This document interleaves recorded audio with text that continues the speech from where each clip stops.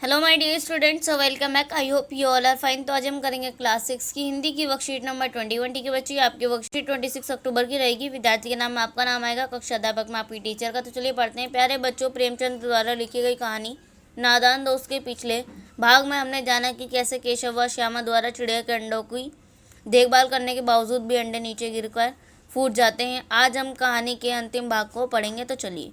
माँ ने केशव से पूछा, क्यों रे? केशव भीगी बिल्ली बनकर खड़ा रहा।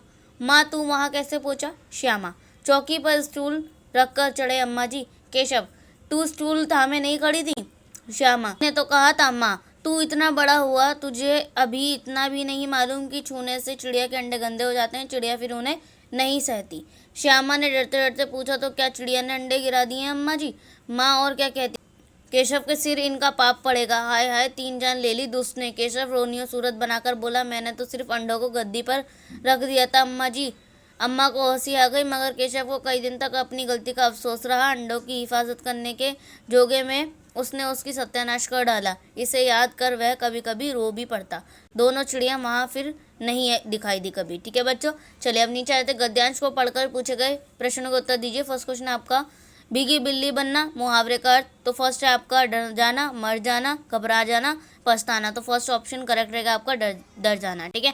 क्वेश्चन नंबर सेकंड आपका, केशव ने अंडों को कहाँ रख दिया था?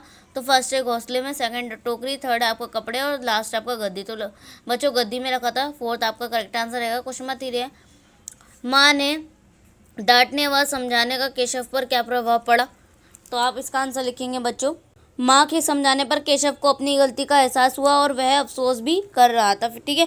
फिर नीचे आपको एक गतिविधि दी हुई है बच्चों, अगर आप केशव के स्थान पर होते तो कैसा महसूस करते, लिखे। तो आप लिख देंगे यहाँ पर, अगर मैं केशव के स्थान पर होता तो मैं अपनी गलती को मानता और अफसोस भी करता और शायद कभी कभी रो भी पड़ता। ठीक है बच्चों, तो ये थी आपकी आज की वर्कशीट। बेहद ही ईजी और इंटरेस्टिंग। आई होप आप लोगों को समझ में आ गई होगी। सो प्लीज़ चैनल को सब्सक्राइब करना मत भूलिएगा और बेल आइकन को भी प्रेस कीजिएगा। तो चलिए मिलते हैं नेक्स्ट वीडियो में, तब तक के लिए take care and good bye.